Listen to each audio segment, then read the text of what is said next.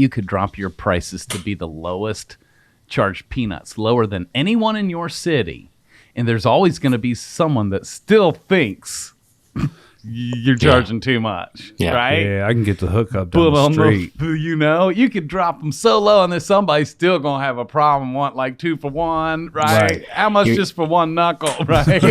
You end up paying them to get tattooed. Gift will give you a free T-shirt on the way out the door. That's fact. But on the flip side of that, as you step into knowing who you are, your own power, you could raise your prices to higher than anyone in the city, and there will always be someone to see the value in it.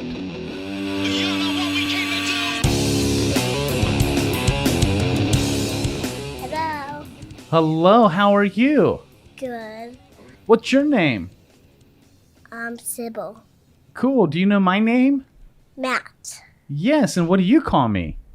Aunt Matt. Okay, what else do you call me? Who am I? Dada. That's right. I love your hair. I love what you've done with your hair. Gross. Gross. Yeah, it's okay. You work. Hey, girl, it's working for you. I can't hear you. Okay, there you go. I can hear you. Listeners, today on today's episode, it appears as we have a special guest rolling with me right now. This is my daughter, Sybil. She's my youngest of 3. How weird would it be if I invited you into my studio right now simply to come in and tell me what my daughter is worth? That would be weird, wouldn't it? How weird would it be for me to come over to your house and try and tell you what your family is worth? And that's indirectly also an indicator on how weird would it be for me to tell you what you're worth.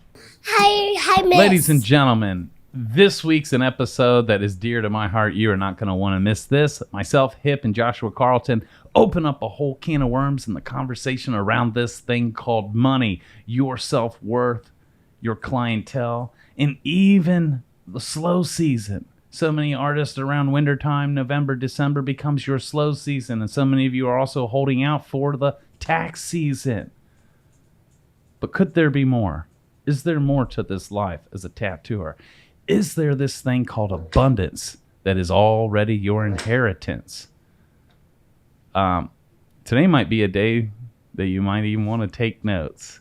We open up a huge conversation around all of this slow season and this thing called money and what it could look like for you.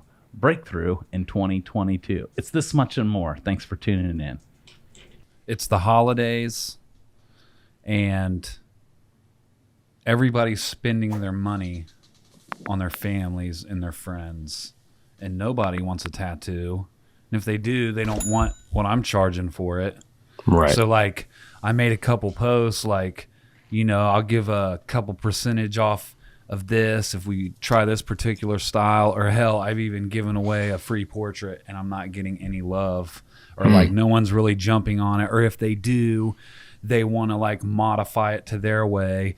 And me being the people pleaser I am, I almost like will do it just so I can do the tattoo, but I'm just not getting anything in return for like what I'm asking for, what I'm putting out there. And it's the slow season.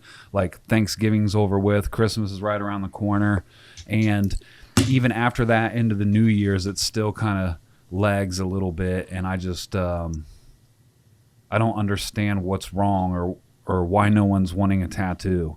So like I've even thought about maybe the whole posting like I'm busy or my books are closed. Right.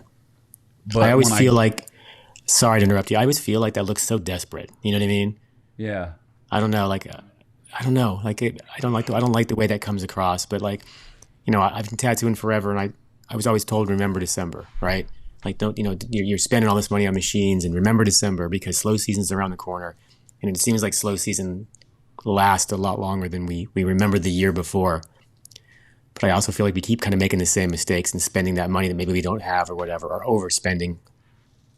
But yeah, I mean, I definitely hear about it online, like a lot. Like I'm constantly, right? Are you just reading post after post? Is somebody special? Somebody's doing anything they can do to drag people in. And now we're also fighting COVID, right?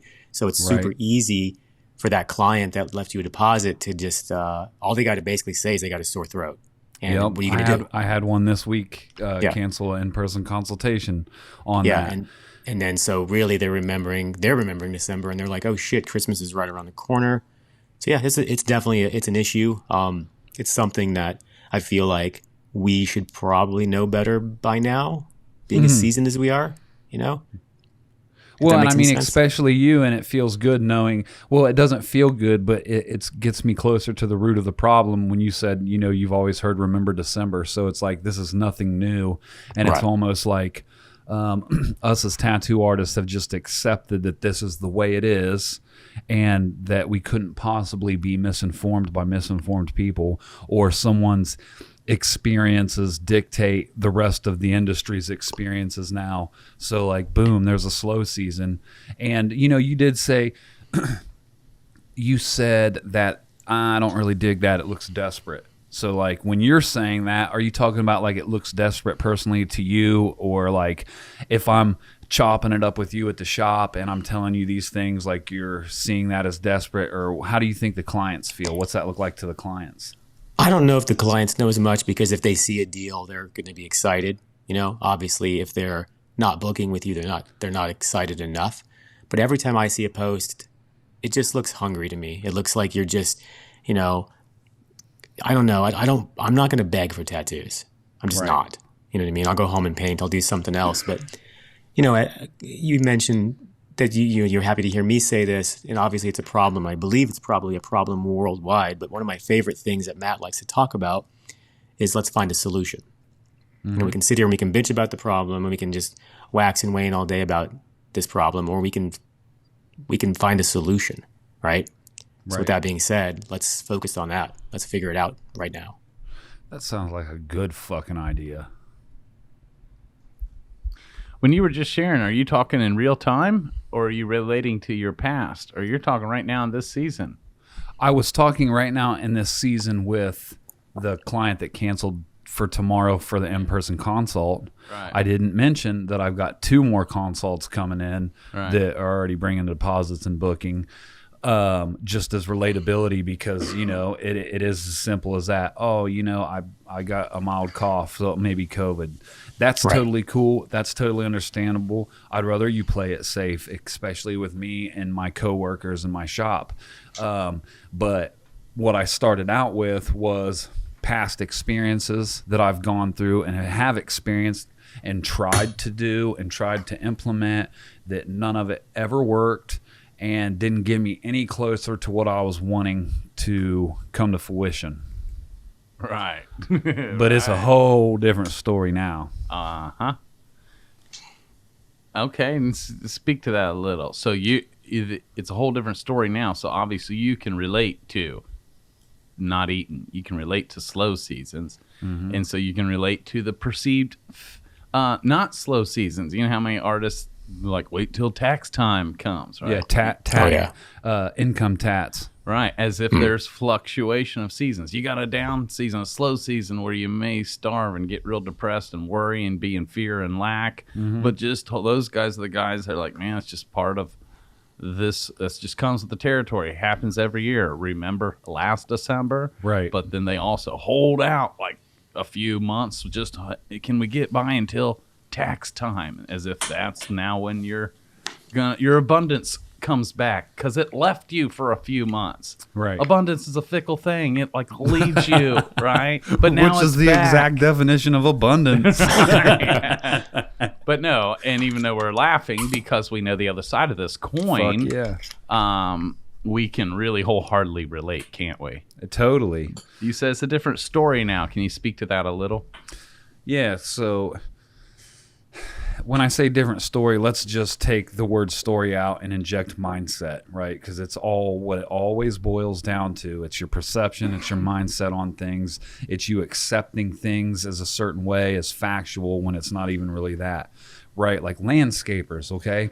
They've got a seasonal occupation. Unless they're below the dew line, then they're good all year round. Tattooers do not. And I'll repeat that. Tattooers do not have a slow season. Right. It's just been implemented in our industry, and people have taken it as truth and threw their hands up and said, well, I guess that's just how it is. So here comes slow season. Let me prepare and bucker down, and hopefully I can wait this out and my shop stays afloat or my business stays afloat or people remember me during this time.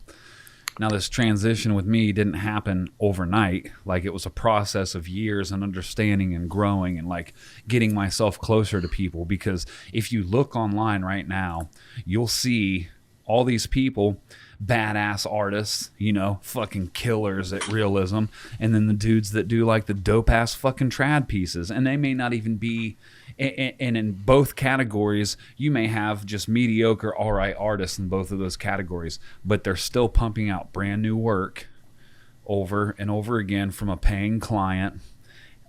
Sometimes you'll see them on Christmas, where people will just go in and tattoo on Christmas. Now, if there is such thing as a slow season, how could somebody even afford to get a tattoo on Christmas if they're spending it on their family? Well, it goes back to like the word Matt said, abundance, right? It's not a fickle thing, and it's actually a law of the universe. And like, we speak on a lot of these different things. There's the law of lift. There's the law of gravity. There's the law of attraction. There's the law of manifestation, a law of abundance, a law of correspondence. And like, these things are scientifically proven to just be, right? Wherever your attention lies, whatever you focus on is what you're going to get in return. So if I'm focusing on there's a fucking slow season, and I'm speaking through my experience because I focused on that bullshit that we all fell into. You just heard Josh talking about it, and fuck, he's a vet and he's been in the game forever. Remember December. Okay, well, that's scary. That sounds like I need to prepare for something that I'm not even sure of exists yet for you new tattoo artists or people that are new to the industry. So it's like, I better prepare for this, and I'm already filling my mind abundantly with the wrong ideas. So in turn, I'm going to get an abundance of wrong information, and it's going to show up in my life. Right. So that's why I said replace the word story with mindset, because once I switch it around and I start asking the right question and then impregnating my mind with the questions and the outcomes that I want to happen, like I know they're going to happen, and putting people in my life that also hold me accountable to that mindset and show me tangible evidence because they're already in that mindset and implementing these principles in their life, now I can see that it's possible. And that was part of my process, is like doing that, being in that circle and seeing it and realizing like, holy shit. I remember, it's funny because we got an artist at our shop, and she talks a lot about like slow season and shit. And I had someone message me that's been listening to the podcast, and I guess we had brought it up in the one that we recently just dropped. And I read it first thing this morning, and I'm usually not the nicest person in the morning, although the dude was like coming.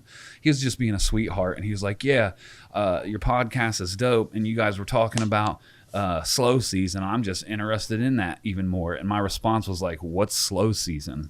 Because it's no longer a thing. It's no longer on my radar, because I worked, I changed, I grew, and got to a place up until our most recent employee started talking about it. I forgot that it even existed. Yeah, as well as it should. So just for the people that are listening, obviously, I do not really believe in a slow season. I'm here to debunk it. Yeah, I'm here to debunk it with the guys, because that's the truth. The truth is that you get yourself into a mental mindset that there's a slow season. You sit around the shop, you bitch all day long about how it's the slow season and how we're going to get through it. Well, guess what? Get up, go to the mall, go get a client. You know what I mean?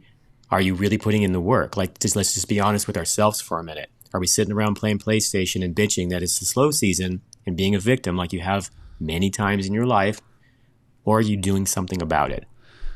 But you know, yeah, you're Joshua Carlton, though. People know you all around the world. It's different for you. Sure, and I understand that that's an easy. I'm told that a million times. But I come from some shops where you had to go do something. You know what I mean? The boss, when I wasn't the boss, my boss made us. He didn't let us just sit around. It would be go to the mall, get a client, right?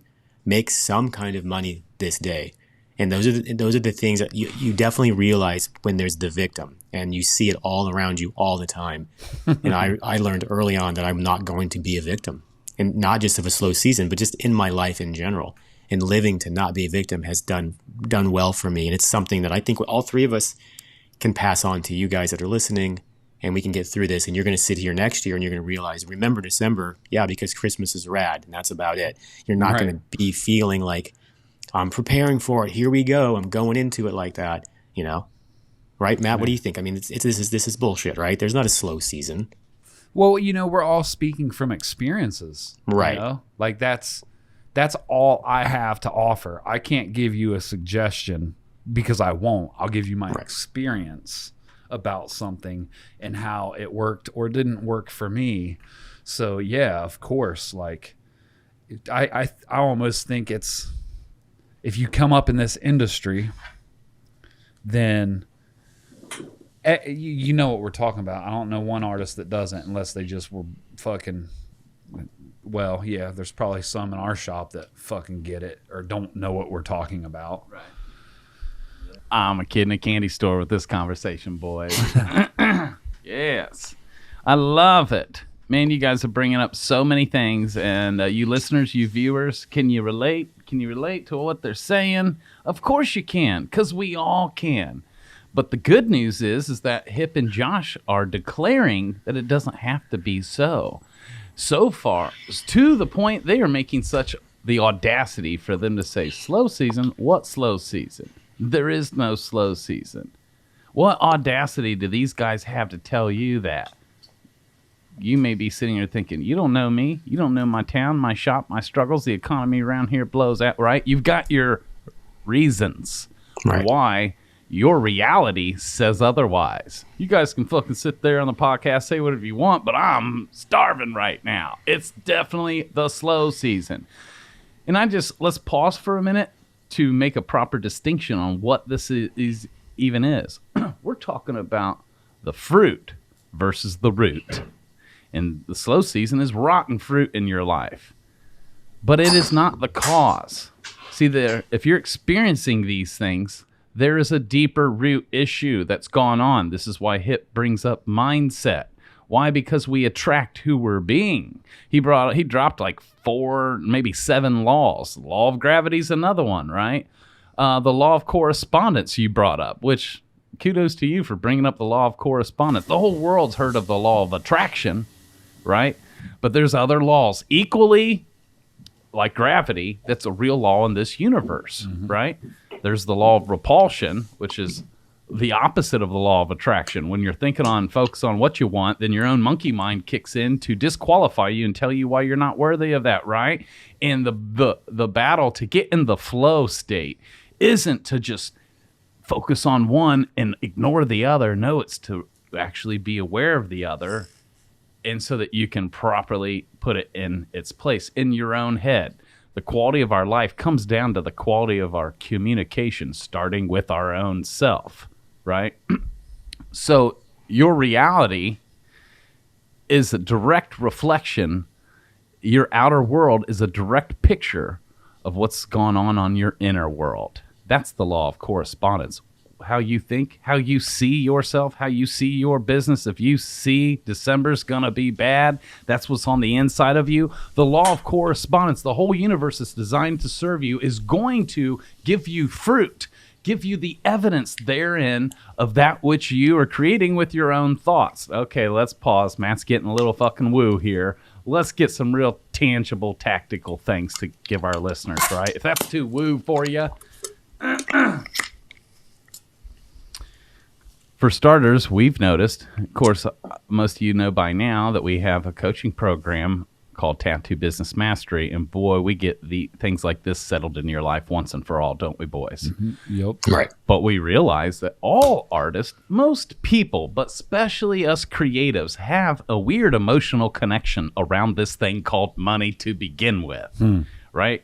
We attach all kinds of meanings around it, even some from our upbringing, that aren't serving us. That's not true, but we didn't know that. You may not know that.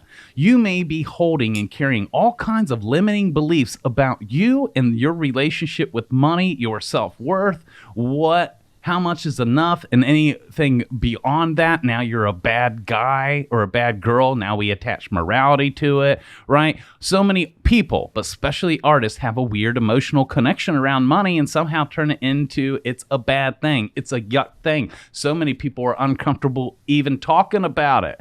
But man, you're really good at complaining and bitching about it, aren't you? Right?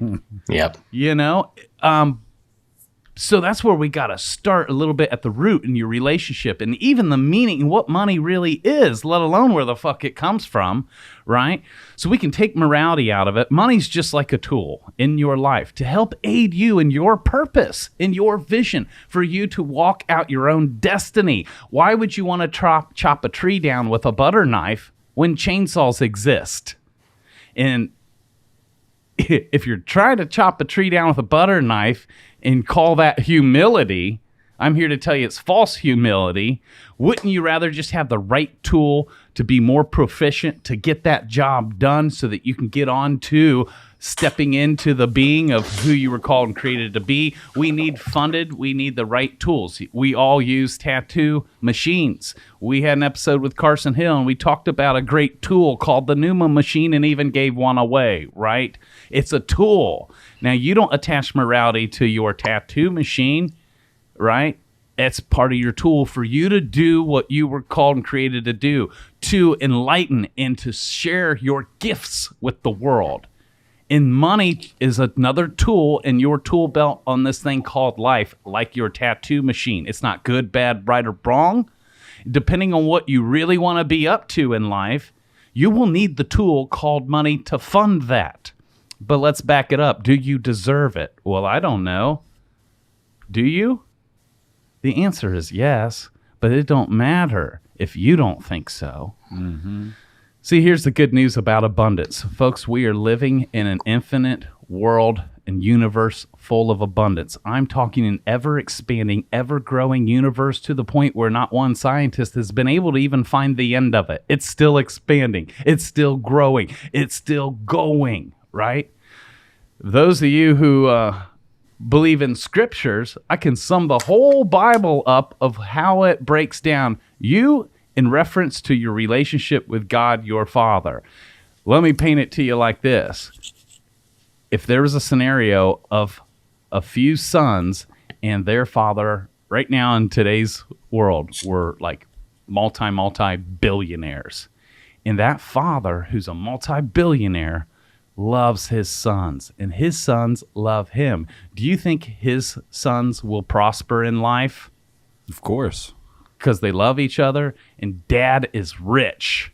Anything his sons wants to attempt or try, do you think they'll prosper?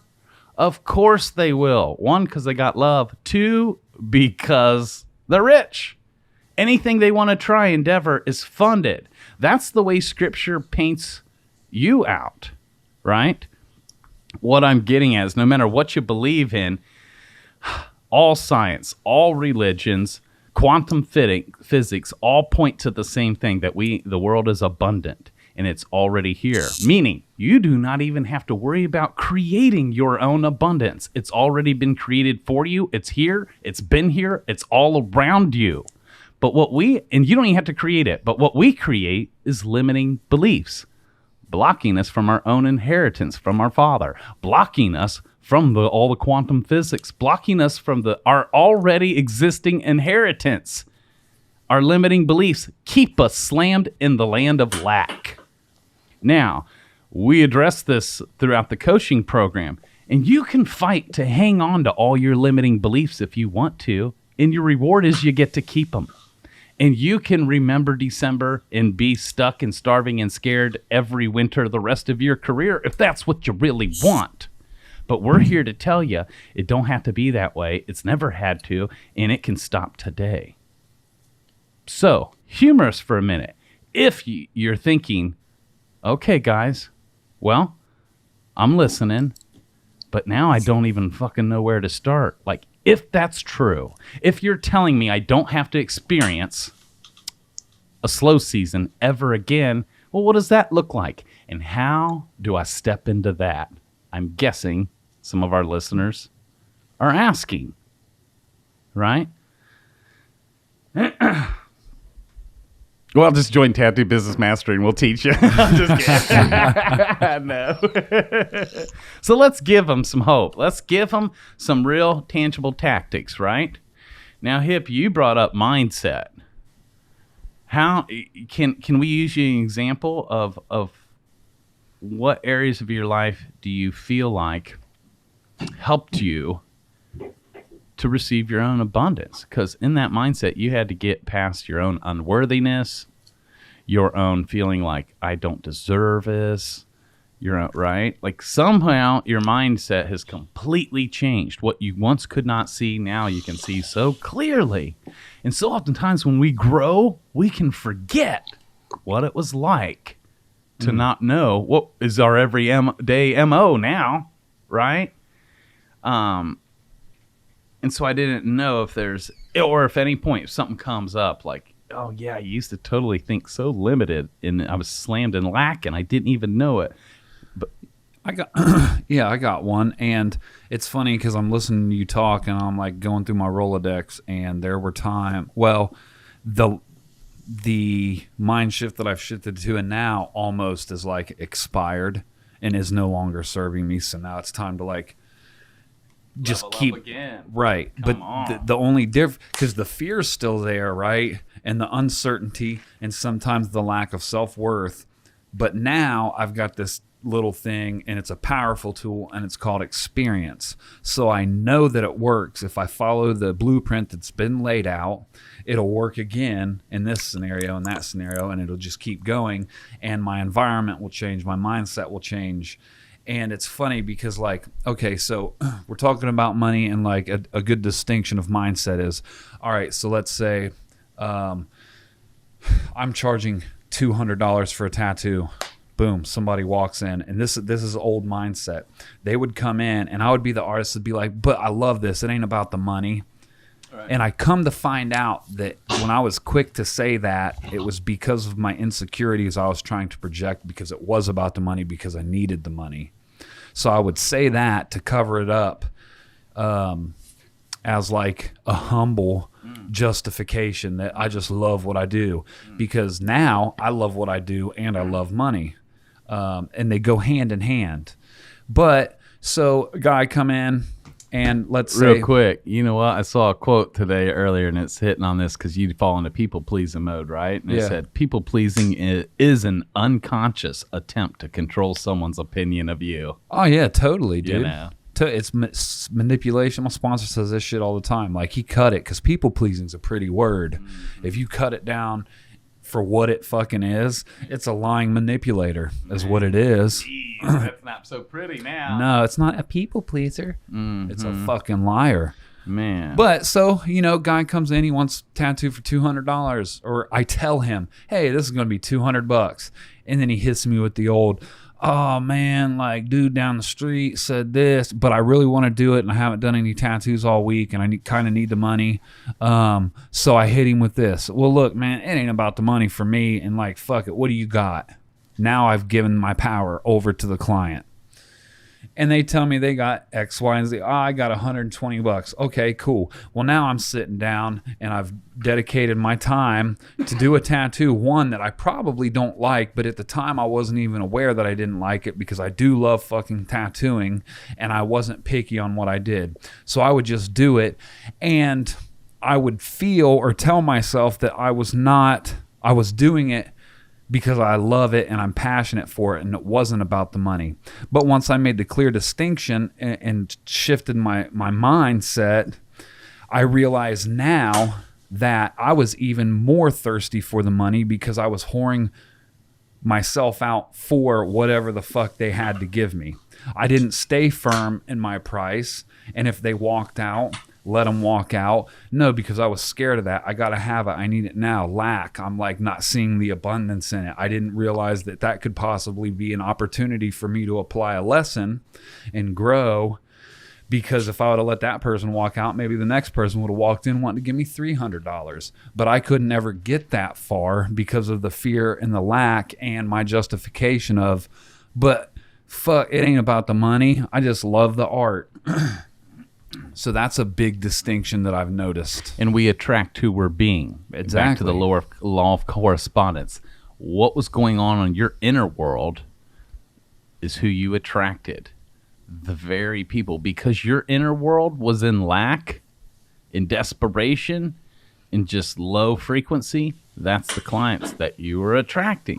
Now, driving by the shop all around the city were like upper echelon clients that it's not even on their radar. There's no gravitational pull. There's no frequency, energetic pull to bring you two together because your inner world was repelling them. Right?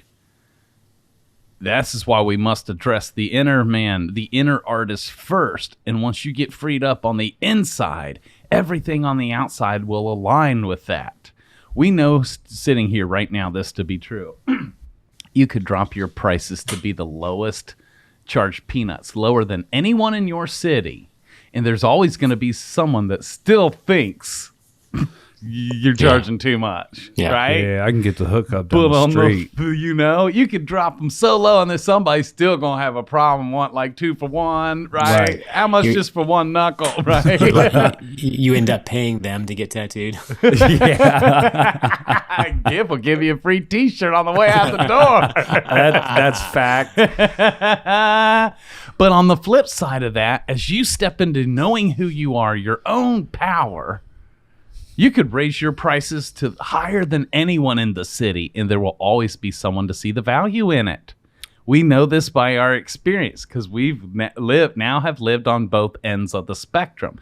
Josh brought up in past episodes that as you grow in your inner man and grow in your own self-worth, which is putting respect on it and calling you to a higher place to now usher into your own gifts and deliver at the highest level as your highest self because you just put respect on it. Meaning when you raise your prices, when you put top dollar on your own gifts, it calls the best version of you out to show up. Like, now I gotta make this worth it, right? And Josh brought up in past episodes, he noticed it attracted a whole new clientele, a whole new type of people, right? I think that was the biggest thing for me because I'll be completely honest. This entire thing, this has been one of my most difficult things to grow into. Yeah. I didn't believe it. I thought it was bullshit. I thought I'm just going to waste my time. And like the truth is, as Hip talks about it, I do really love tattooing so much that I do give tattoos away for free, but it did turn into something going on with my self-worth. There's a lot to unpack there. Yeah. That I don't even know about yet. Yeah. But I noticed, because I wasn't told that my clientele would change, but it's really strange what happened. Almost immediately, it's like this clientele shift happened. And suddenly people weren't even necessarily interested in what my rates were. It was all about the artwork. It was all about the tattooing for them as well, because they sought me out and were wanting my particular brand of work, and whatever it cost was what they were going to pay. So they didn't even, it didn't even come up, to be completely honest with you, Matt. Most of the time, the price doesn't come up. Right. But it kind of blew my mind because I had been tattooing a really long time before any of this happened. And I would actually brag about how I would give tattoos away and it's all about the art for me, because in my heart, it really, really is. But I didn't realize how Hip really nailed it. You know, what a people pleaser can actually be. And you've heard me in the past even say, I like to do things for people all of the time. And sometimes I wondered if there's a little bit of narcissism in there, if that's even the right word. But like, when I make you feel good, I feel good. So am I doing it for myself? Is it an altruistic thing? Like, again, there's so much to unpack. Clearly, I've got some issues. But circling back, yes, I noticed it quickly. I noticed the clientele changed. And I would certainly think that if I were to change the way my pricing structure works again, I would have some new type of clientele as well. Yeah. Does that make sense? It really does. It really, really does. And we see that in any market. If we drive down to the ghetto right now, to the used car lot in the ghetto, right? Down next to my old house on Dixie. whoever's in that parking lot, including who works there, is all a certain frequency, certain type of folk, right? But if we go to the BMW dealership or a Cadillac, the people in there is going to be different type of folk. It's not good, bad, right, or wrong, but there's two different levels of frequency, energy, and price tags and people with it, right? We see it in every industry that the value you put on you, your service, your product will attract that type of clientele. And Sorry. just for the listeners, there can be a fucking Mercedes and Cadillac dealer in the ghetto and radiate at that high fucking frequency. Come on. And there can also be a fucking used car dealer in the fucking Hamptons that radiates at that low frequency. That's right. That's right. That's So just right. to make sure I'm understanding correctly. So earlier we mentioned, when we're saying remember December, and I said, somebody's a victim of doing this, having this mentality, because it's easy for them to say, well, you don't know me. You don't know where I'm from. It's slow for me. Have they been slow? Because is that what's going on, right? They're attracting, that's what they've attracted to themselves. And It they is, don't but even they know. That's don't right. even They don't know right? it. They're not doing it on purpose, right? That's just the way it is. Okay. That's the way it's always been. So that's, when so that's easy to have their truth, right? That is their truth. Totally. Because they're living It's it, true they're for them. experiencing it. But you're That's telling right. me that we can change that. your whole, you can change your reality. Can change that. Yeah. So that's mind blowing to me. I mean, I'm experiencing it. Keep in mind, I'm still new at this. Yeah. But I am experiencing it. But it's just, it almost, my whole life, if it's too good to be true, it probably is, right? But this is, sometimes it honestly feels like magic. How many times I've texted you so many times. Matt, and I've even literally said to you, I don't know what else to say, but this is happening in my life. It's not even just tattooing. It's just, my life is pretty awesome. Come on. Right? My life is kind of amazing. I'm always telling my wife, I almost feel guilty. So I have a little bit of survivor's remorse or survivor's guilt because I just wake up really happy. But so much of that comes from this shift. I made it a lot slower than a lot of people, but I'm trying to put it together for our listeners, just so you know, I'm with you and I'm feeling it out as I navigate through this. But it's so, I don't even know what the right word is. It's powerful, but it's also very uplifting, and it's very, very controlling your own reality. I don't know how to put my finger on that, but it's happening. Yes, and you don't just get to do that once. Right? To make that shift and to change your reality once, and which it always starts with once, but that becomes your new reality, and then you get to change it again and change it again. Do you ever have days, Matt, or Hip even, I have days pretty constantly where I just kind of go, holy shit, this is my life? And I got a lot of crazy shit going. We all do, right? We got some fucked up shit going on in our lives. Yeah. But I still am able to go, wow, this is the life I get to live, and I didn't get to used to live this. I know people are like, 30 years tattooing, tattooing for veteran in the game, whatever. That's all fine and dandy, but I was depressed. To be honest with you, I was in a dark place. So you are the proof that you could be world renowned, have a ton of followers on social media, award winning. Everyone else is dreaming to one day even get to your level. It did not fulfill me. That's right. And it doesn't, because you're the proof that if we're not settled and whole on the inside, it don't matter how badass you appear to be on the outside. Right. And that's exactly what was going on for most of my career. We talk about, kind of like being a charlatan or whatever. That was a part of that as well. My imposter syndrome was a part of that as well. I looked so together and happy, and I had everything figured out, and I did not. I still don't. But I'm getting closer, and at the end of the day, I'm getting closer to when I lay down, put my head on the pillow and go to sleep at night, I kind of like myself.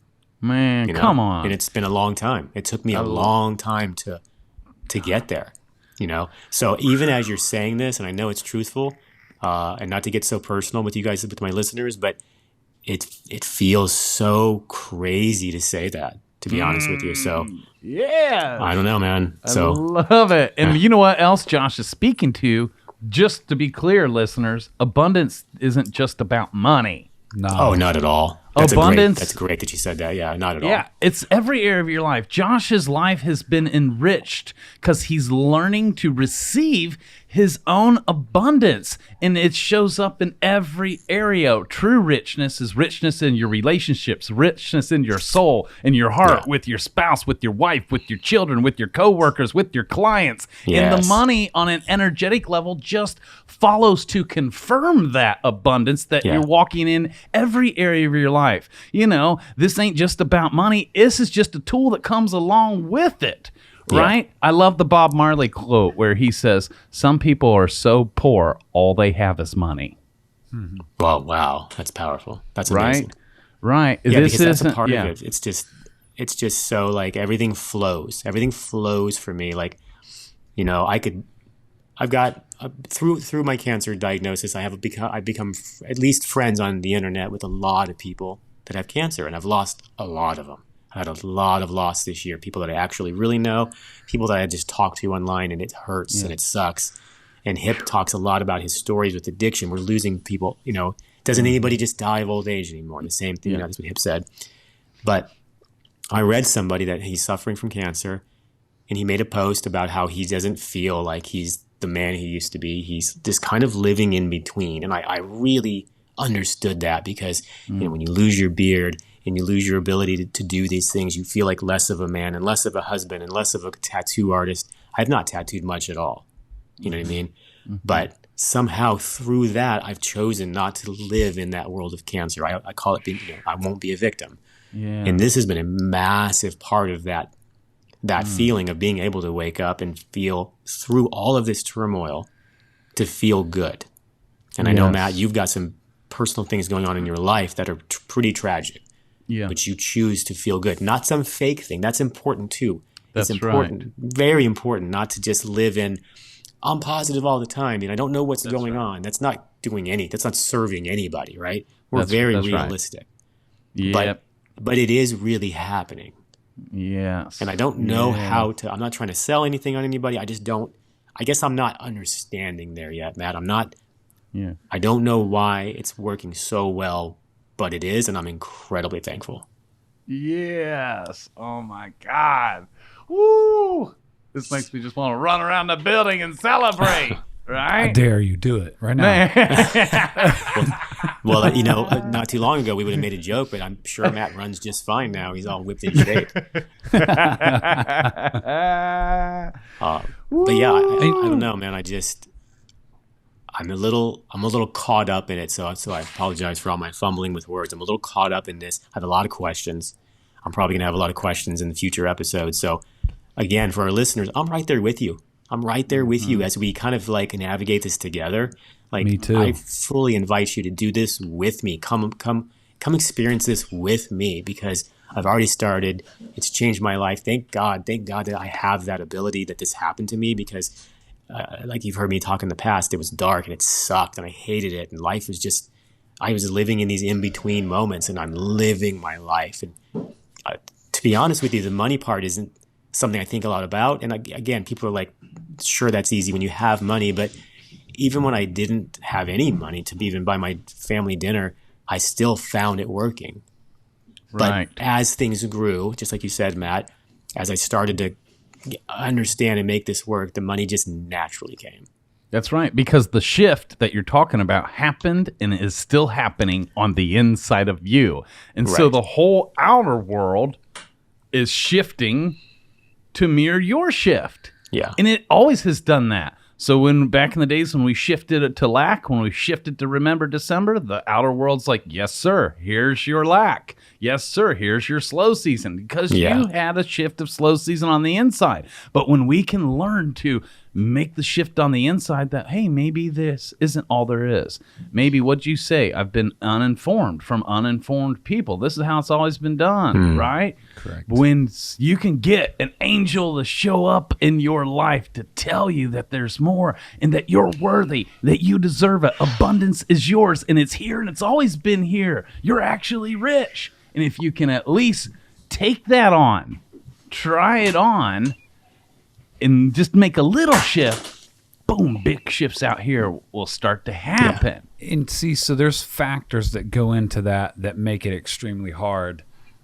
And like with my experience, one, this is something that's been programmed into me for so long, and I've seen it, right? Because I've been that, and my attention is mirroring back where my mindset was, that it can't be just that fucking simple.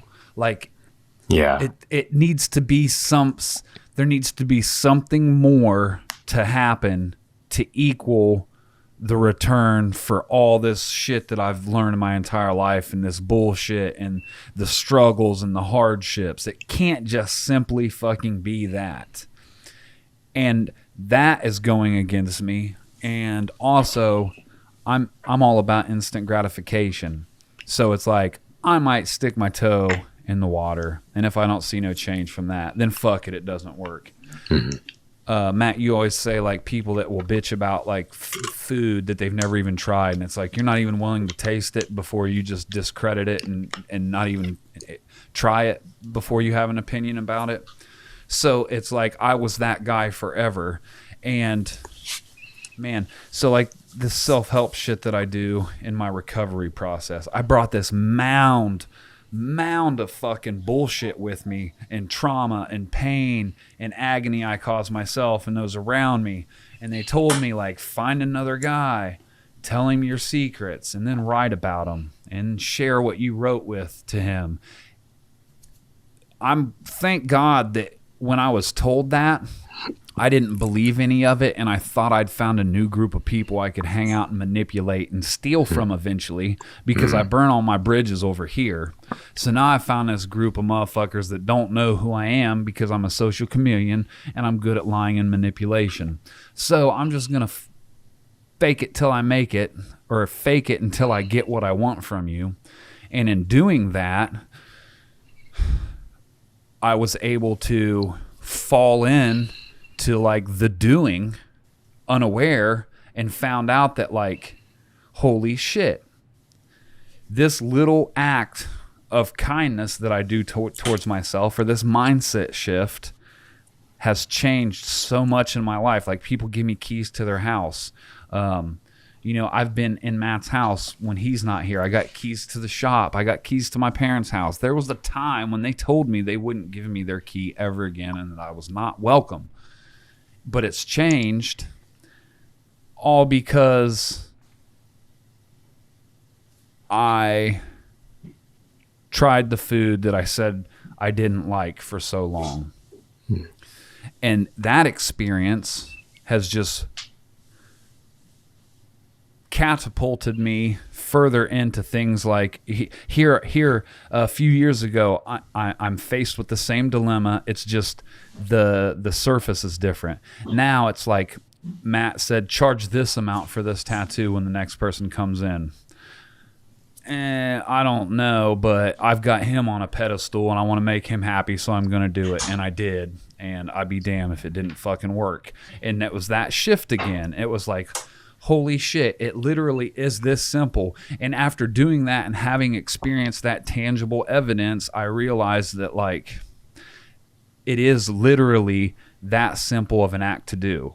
Now, because I'm telling you that it's simple doesn't mean that it's easy, because we do have those years of programming that's been weighing on us, and now we're being told it's just simply this. And if you're like me and you want instant gratification, sometimes it doesn't come instantly. Sometimes you just have to keep doing it, but you'll notice small awakenings, like Josh was talking about when he was texting Matt. Like, he started this just for shits and giggles. Fuck it, I'll give it a try. And he would text Matt like, holy shit, like, this is, I'm noticing something here, I'm noticing something there, and it's working. And like, we're starting to get to a little secret about like the evolution of like this podcast, right? We called it the Tattoo Guardians podcast, and it was like branded that because we want to help the tattoo industries, and we're 3 fucking tattoo artists, and we want people that are like-minded like us. But the secret is, this really ain't got shit to do with fucking tattooing at all. At all. Like, it's applicable in every area. I can't tell you how many people that are I'm friends with or that have reached out to me that don't even fucking work in this industry. They may be a fucking dental assistant or a plumber, or my daughters listen to this and their boyfriends listen to it. It has nothing to do about tattooing, but we had to disguise it, right? Because this is just life. And our journey just happens to be tattooing people. And when you got motherfuckers like Matt Clemmer and Joshua Carlton speaking on some shit, of course the tattoo industry is going to want to listen. So we kind of had to disguise it a little bit. But yeah, and at the same time, though, tattoo artists all over the world are a special breed of people. Mm-hmm. And what you're asked of on the daily is unlike what other professions are asked of. Mm-hmm. So you are one of a kind. You are unique. Our impact, our touch on the world is more forever than almost any other. Fuck yeah. We get to be therapists. We get to be healers. We get to be listeners. We get to be self-esteem builders. We get to be manifestors. We get to help someone take their vision and actually manifest it, take it to the next level. We have the honor of getting to be a part of the rest of people's lives. But I think also what Hip's touching on is it's bigger than us, and it's even bigger than the tattoo.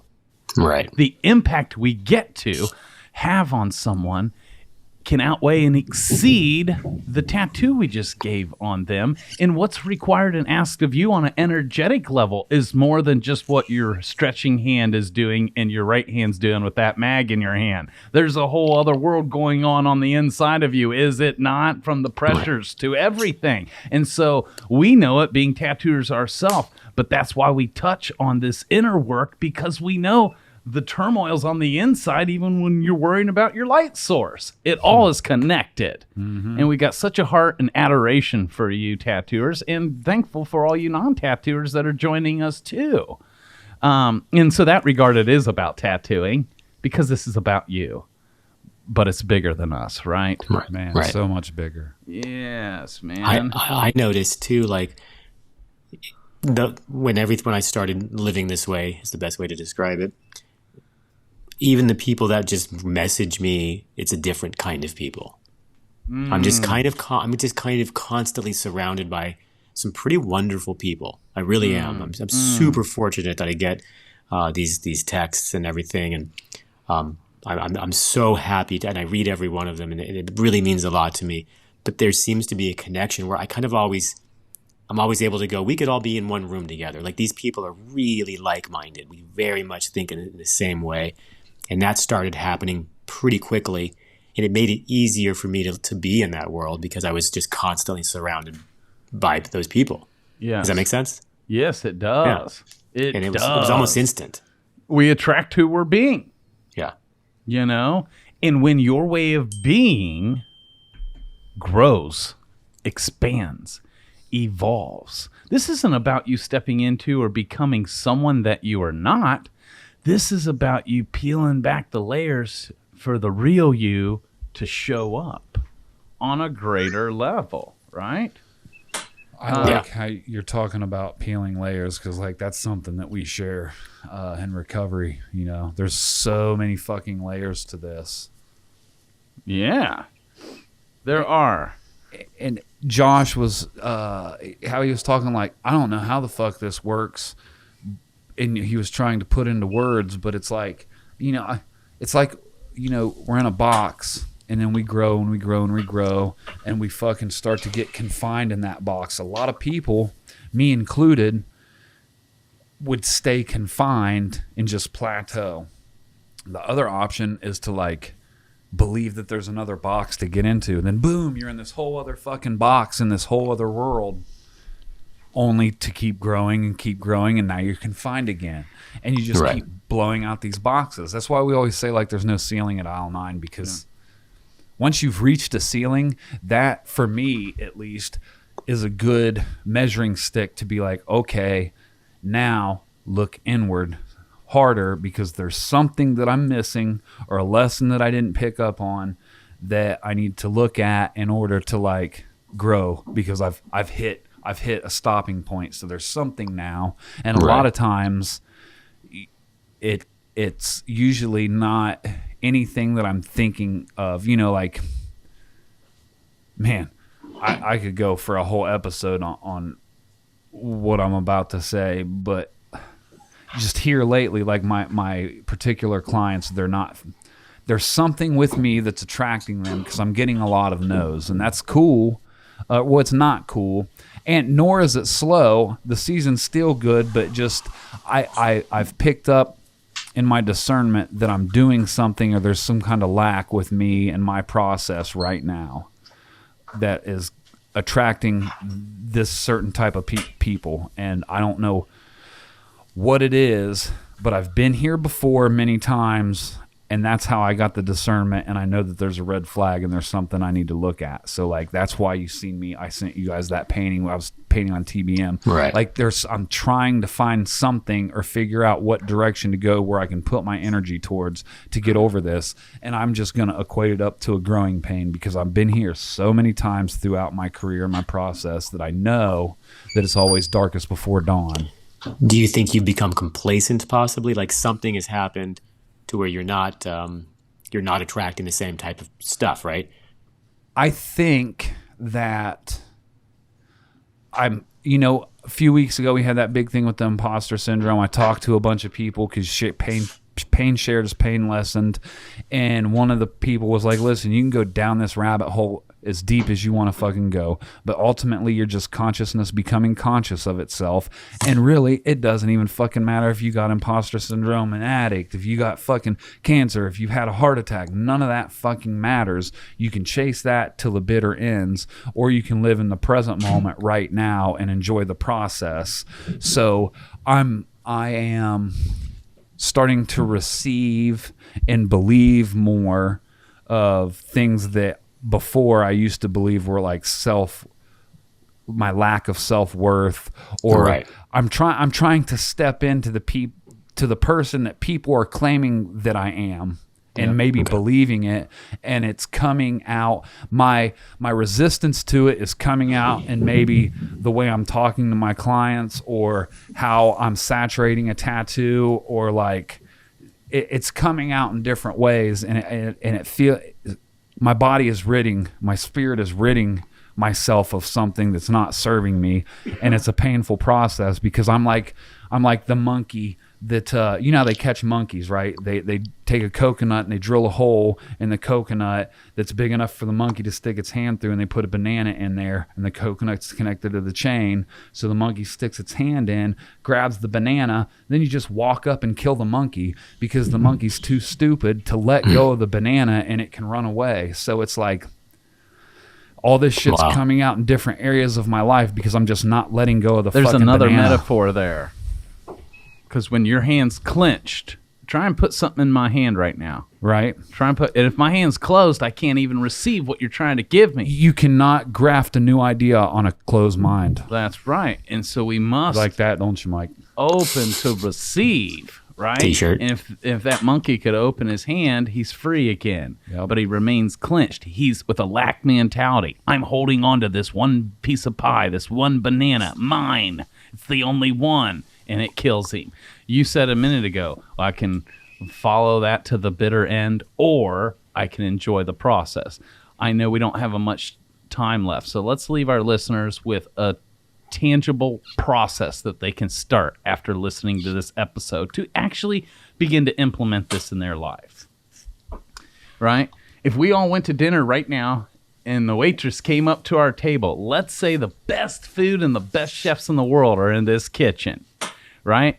The waitress is the whole universe ready to take your order. We must start with you knowing what you even want to order. If you're just like, I don't know. I mean, then the universe is like, well, okay, well, what do you want? I don't really know. I mean, anything. You're not placing your order, but you're sitting there with an expectation in complaining about your food not even being here. It's the slow season, but you haven't even fucking placed your order. You're just showing up to the table whining about it being the slow season, whining about you don't even have dinner, whining that you can't even eat. Well, place the fucking order. It's that easy. The universe is like, are you ready yet? No, I'm not ready to order yet. Can you believe there ain't no fucking food in front of me right now? Wouldn't that be weird? Right? That's a great analogy. Let's say if Josh decided right now he's going to hop in his vehicle, him and Nicole, and they're headed to Dayton, Ohio, right? Now, if they just start driving, that's one thing. Until they actually punch my address into the GPS, or once they do, their odds of actually getting here just increased. Wouldn't you agree? Right. I mean, they could start driving, but until they punch my address in and place their order, where are we going? Then God, the universe, source, can actually get them here and will even give them an ETA. But they must first place their order and punch in the address, right? Correct. So that's the foundation for it. I'm going to throw out some arbitrary numbers right here for you listeners. I don't know what your rates are or what you charge.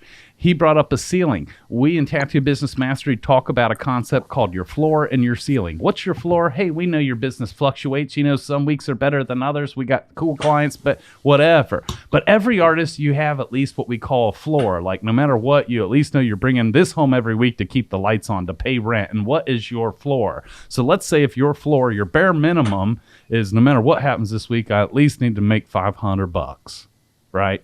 To keep my phone on and to keep bills, right? So if that's your floor, then we get you to create what would your ceiling be, meaning your dream weekly income. So if your average is 500, then let's say your dream number would be 2K.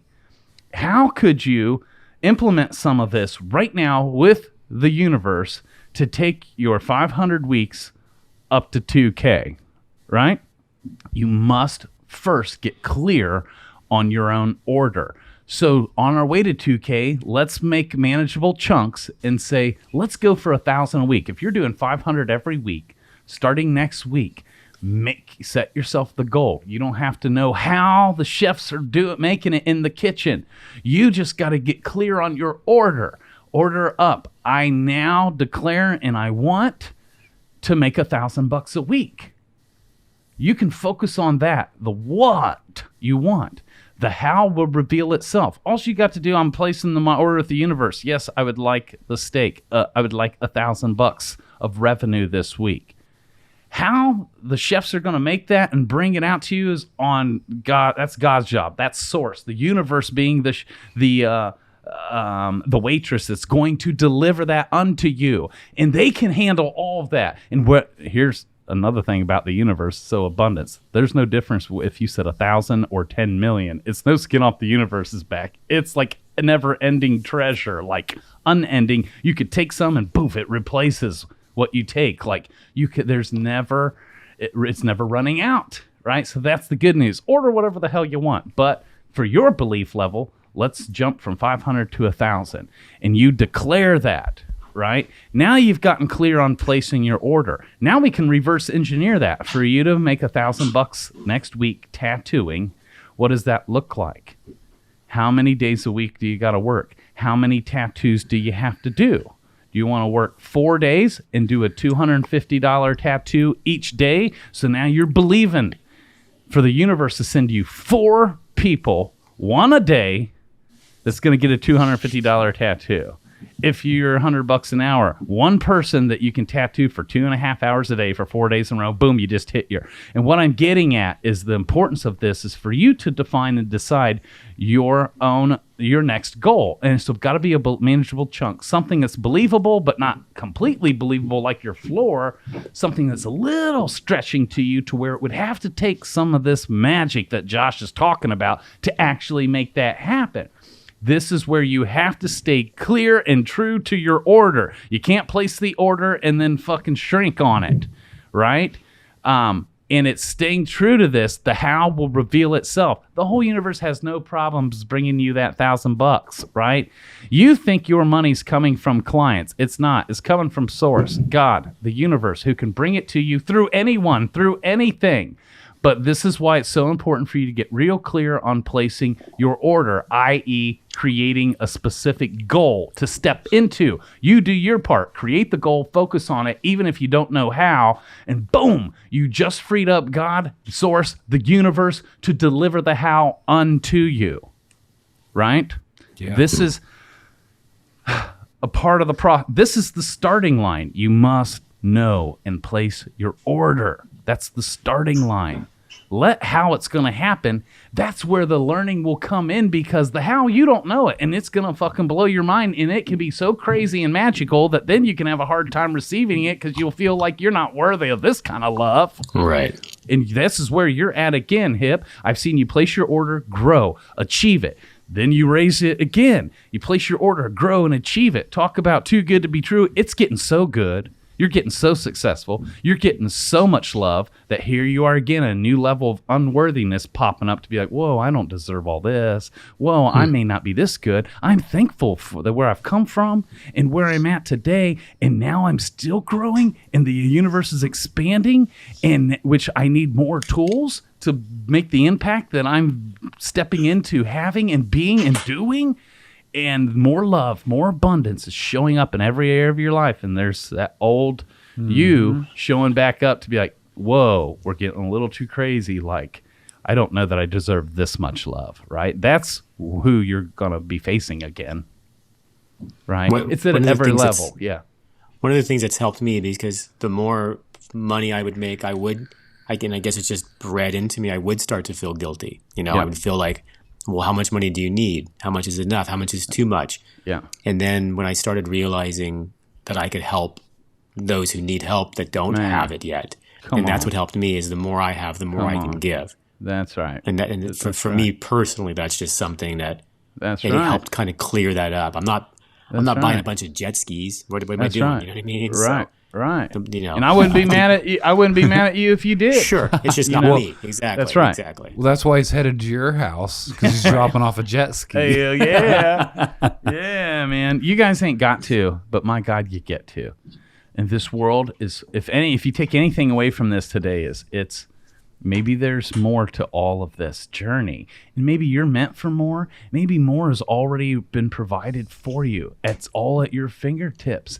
And what you think is been in the way from you receiving it isn't what you think. It's not the slow season. It's not the economy. It's not the town you're in. It's not the way your mentor is. It's not your technical ability not being at Carlton or Yogi's level yet. It's you, right? And your own self-worth and your own self-love. This is a process. This is what we walk people through and coach people through, and lives are continually transformed.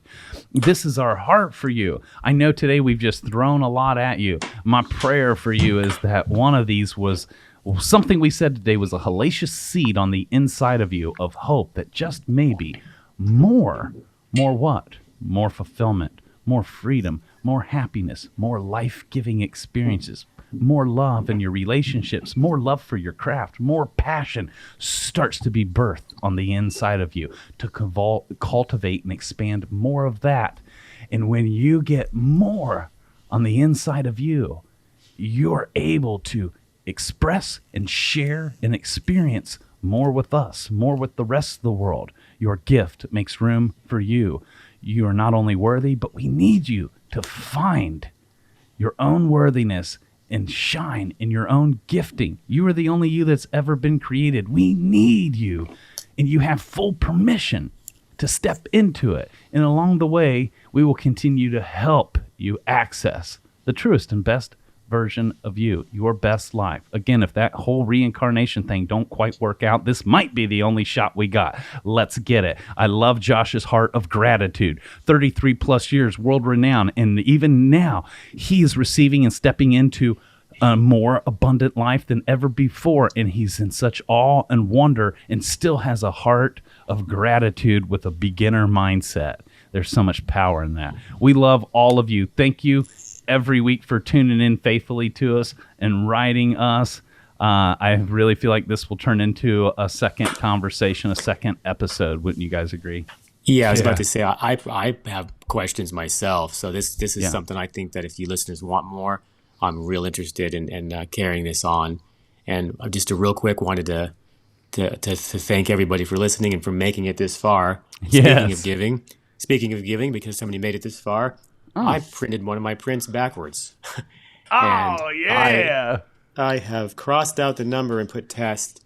And I want you to write something in the comment that this episode means to you. And I'm going to wrap this up and I'm going to send it to you. Because Fuck yeah. it's one of a kind. So Oh, my God. it's a little something. It's not. Can I comment for that? Yeah, that's awesome. Make sure you listeners check it out. I'm holding up to the good camera here. Yes. Let us know what this did for you. You want part 2 of this? I do. Man. We'll see you then. Fuck yeah. Yes, that's powerful. I haven't said that in a while.